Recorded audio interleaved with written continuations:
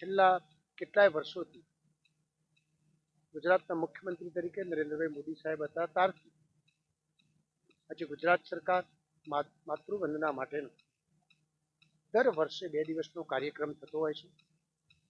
એના ભાગરૂપે ગુજરાતના મુખ્યમંત્રી આદરણીય ભૂપેન્દ્રભાઈ પટેલ સાહેબ, આ જ વિભાગના મંત્રી કેબિનેટ મંત્રી શ્રી મુરુભાઈ સાહેબ એના ડિપાર્ટમેન્ટ જોડે રહીને આજે સિદ્ધપુરમાં જે કાર્યક્રમ ગોઠવ્યો છે, હું ગુજરાત સરકારને સિદ્ધપુર વતી ખૂબ દિલથી બિરદાવું છું, અભિનંદન આપું છું કે માતૃવંદના થવાથી સિદ્ધપુરમાં અનેક ક્ષેત્રે જે લોકો અહીં આવે છે, જે આ તીર્થની મહત્વતા છે એ લોકો સાથે ચર્ચા થાય છે. સોશિયલ મીડિયામાં ડિજિટલનો જમાનો છે એ મુજબ જાય છે. એના કારણે ધાર્મિકતામાં સમગ્ર ભારતથી અને વિશ્વના અનેક ખૂણાથી લોકો માતૃ તર્પણ માટે આવતા હોય છે, શ્રદ્ધાથી આવે છે. અનેક મિત્રો વાતો પણ કરે છે કે એ શ્રદ્ધાથી આવેલી એની જે શ્રદ્ધા છે એ માં સિદ્ધપુરમાં પધાર્યા પછી પરિપૂર્ણ થાય છે. એના કારણે આ 2 દિવસના કાર્યક્રમમાં અનેક લોકો સ્થળ બદલાય, એના કારણે બીજા પણ અનેક લોકો લાભ લઈ શકે એ પ્રકારની વ્યવસ્થા ગુજરાત સરકાર કરતી હોય છે. ખૂબ દિલથી બિરદાવું છું, અભિનંદન આપું છું. લોકોને અપીલ કરું છું કે આજનો જે 2 દિવસનો કાર્યક્રમ છે, 2 દિવસમાં આપણે સૌ અહીંયા આગળ આવીએ, જોઈએ અને માતૃવંદના માટે જે કોઈ આપણને અહીંયા આગળથી જે નવું જાણવા મળે એ લોકો સુધી પહોંચાડીએ એવી અપીલ છે. એની સાથે સાથે સરકારના આજનો દિવસ એ આપણે સૌ જાણીએ છીએ, આદરણીય પ્રધાનમંત્રી નરેન્દ્રભાઈ મોદી સાહેબે કીધું છે કે એક પેડ બાકે નામ. જ્યારે માતૃવંદનાનો કાર્યક્રમ થતો હોય ત્યારે આ વિસ્તારમાં અનેક પ્રકારના વૃક્ષો વવાય એવી પણ હું અપીલ કરું છું. અને એ જ બાબતમાં આદરણીય મુરુભાઈએ આજે એમ કીધું છે કે સરસ્વતીના બંને કાંઠે સરસ પર્યાવરણ અને વનનીય પ્રવૃત્તિ જ્યારે થવાની છે ત્યારે એમનો આભાર મારી વાત પૂરી કરું. આજે સિદ્ધપુરમાં દર વર્ષની જેમ જિલ્લા વહીવટીતંત્ર અને રમતગમત અને યુવા સાંસ્કૃતિક વિભાગ, રાજ્ય સરકાર બંને આયોજિત જે રીતે વર્ષોથી કાર્યક્રમ માતૃવંદનાનો થાય છે એ જ રીતે આજે ખૂબ સરસ કાર્યક્રમનું આયોજન કરવામાં આવ્યું છે.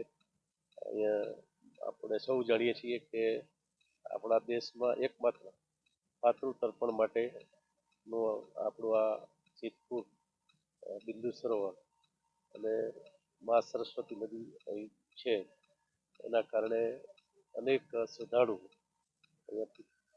ખાસ કરીને કારતક, ચૈતર અને ભાદરવો મહિનો જ્યારે પિતૃનો મહિના હોય ત્યારે ખૂબ લોકો અહીંયા આવતા હોય છે. અમારી યાત્રાધામ વિભાગથી ત્યાં બિંદુ સરોવરની આજુબાજુ પણ વિકાસ થયો છે, ત્યાં એનું સ્થળ નિરીક્ષણ કર્યું અને જોયું વિકાસ ખૂબ સરસ રીતે એની સ્વચ્છતા અને બાકીની બાબતોમાં જોઈ અને ખૂબ આનંદ થયો. આજે માતૃવંદના 2 દિવસનો કાર્યક્રમ છે, આજે અને આવતીકાલે. ખૂબ સુપ્રસિદ્ધ કલાકાર આપણું ગુજરાતનું ગૌરવ એવા ફરીદાબેન દીપ અને આવતીકાલે કિંજલબેન દવેના કાર્યક્રમો નિહાળવા માટે ખૂબ મોટી સંખ્યામાં લોકો ઉપસ્થિત છે.